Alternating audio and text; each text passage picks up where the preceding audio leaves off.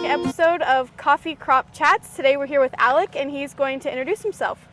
Hey, I'm Alec Kowalewski, the turfgrass specialist at Oregon State University here.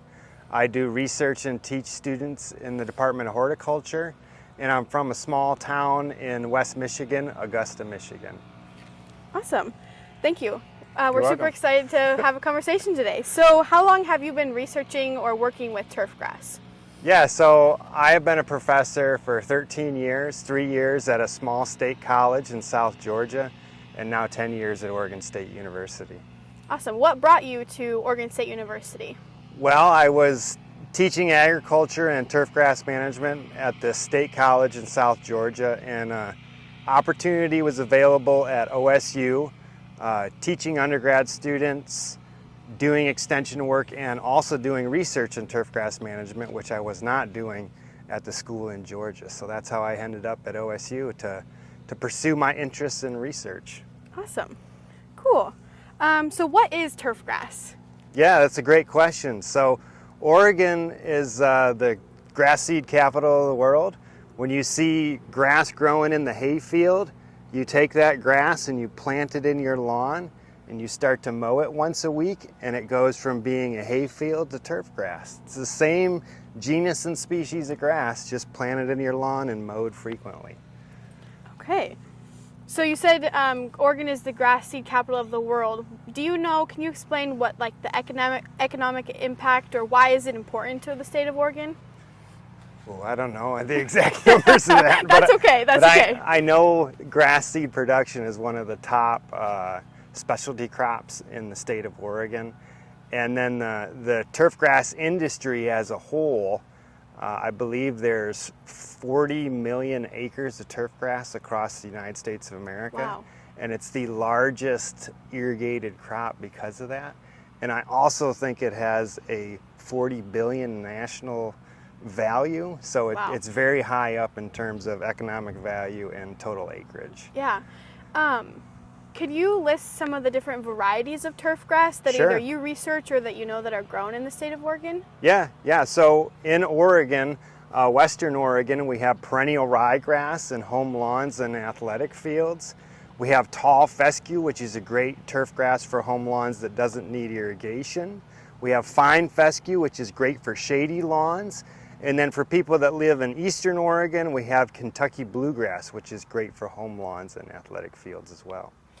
Awesome. So you mentioned it earlier, but I just want to clarify. The only difference between like the grass that you have at our houses and this grass is just the amount of mowing that it is done? Yeah, that's right. So a hayfield is usually perennial ryegrass in Western Oregon.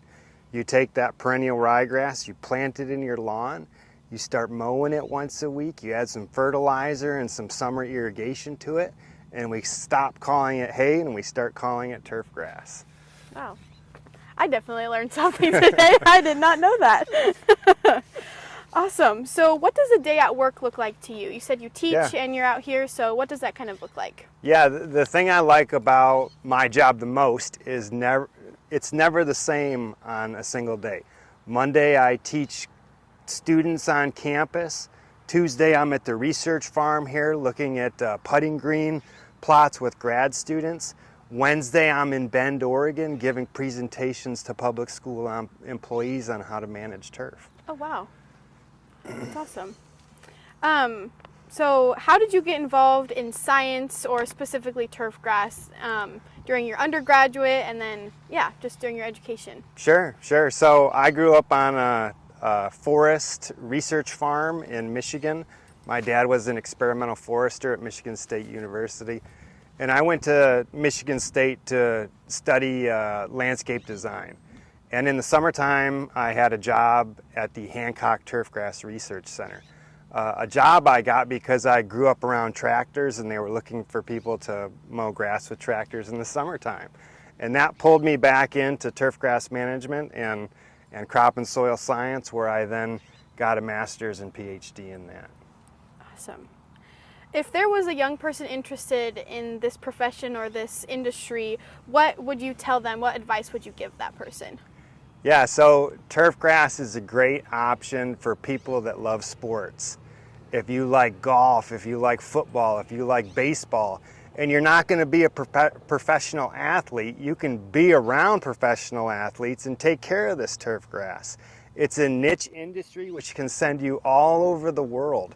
People are taking care of sports fields across the United States, in China, in South America, golf courses, same thing. I think if you have a passion for sports, this is a great opportunity for you to be around sports and take care of the surface that athletes play on.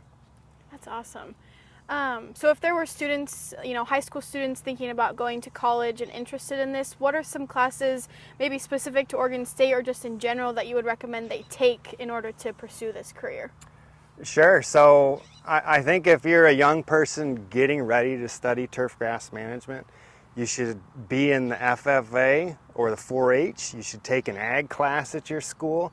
And I also think you should work at a golf course or find a local athletic field to work on or work for a park and rec department.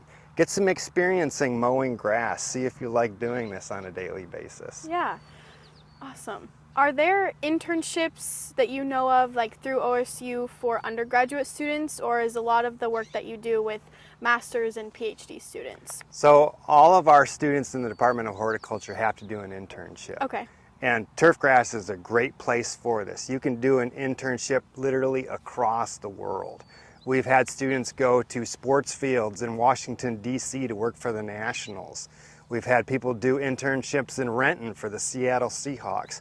We've had people do internships at Chambers Bay, Bandon Dune Resorts, all over the place. Great places to get experience in turfgrass management.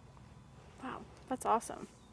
Is there any other information that you would want to share with like high school student audience about this degree or this profession? Something that advice you got, or anything you'd like to share with them?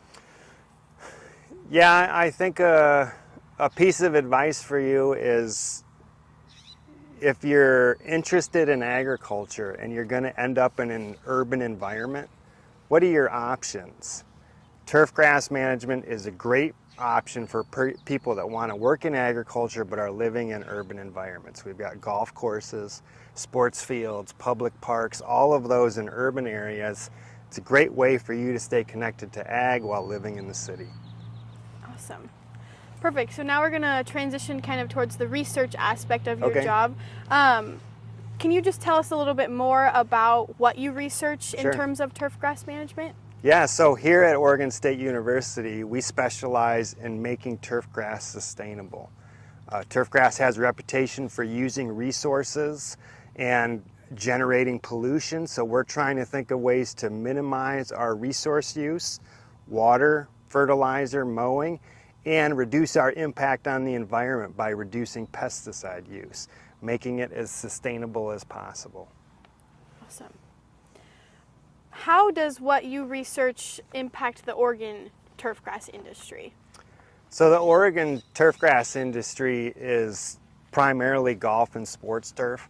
So we do a lot of research on improving the sustainability of that. Some of our premier projects are managing annual bluegrass putting greens without fungicides, so not using pesticides to control the diseases that attack the putting greens. We've also done a lot of work with Oregon Public Schools to figure out ways to manage the turf so they don't have to put herbicides down to kill the weeds in the turf grass. Got it. And I'm just curious, do the sports fields at Oregon State University, are they turf grass or are they artificial turf? Is that something that you work with, like the athletic department on? Yeah, so there's only one natural grass athletic field on campus that's used by varsity sports. That's the Lawrence soccer field. There is also the recreational rugby field that's used by the club team. Those are the two natural grass playing surfaces. Everything else is synthetic. Interesting. What is one of the most surprising things you've learned while studying turfgrass? The most surprising thing I've learned studying turfgrass, it is that it really is a niche market and industry. There's not many people that do this, so there's plenty of opportunity here. For myself, I grew up in Michigan, but I've worked in Georgia, China, Oregon. Wow. I've literally traveled the world as a turfgrass expert because there's not a lot of us. Yeah. Wow, how cool to get to do that as your job. What are some of the challenges that research helps to address regarding turfgrass? Sure. So some challenges that turfgrass research addresses. Greenhouse gas emission is one of those. So when we think of the planet, light comes down from the sun and that light bounces off the earth and goes back into the atmosphere. But as we produce more and more greenhouse gases like CO2 from driving mowers and blowers and other equipment like that, those gases go into the atmosphere and trap the light that would otherwise go back into space and heat the planet. Okay. So as we think about those things, one of the questions we've been asking is turfgrass a carbon sink or a carbon source? Does it help to cool the planet or is it actually heating the planet?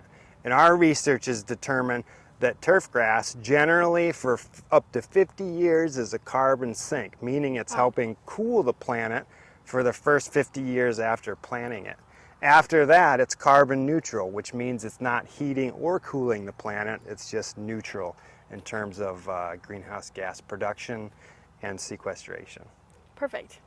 So then could you talk a little bit about what maybe the salary or how much someone might make in this industry? Sure. So, we always think about trying to make our lawns look like a golf course. So when we go from being a homeowner to a superintendent, we're going to be mowing the grass down at 1/10 of an inch instead of 2 or 3 inches. Wow. We're going to be fertilizing it once a week with a sprayer instead of putting down granular fertilizers. We're going to be irrigating it every day by hand with tiny amounts. And because of the intensity of maintenance, a bachelor's degree really does help you become one of the best superintendents. So the superintendents in Oregon typically make around $100,000 a year. And our assistants usually start at about $50,000 a year. So think about coming out of college into a position around $50,000. That's a great start for a young person. Absolutely. Wow. And then one thing that you mentioned irrigation, and I had a question come to mind.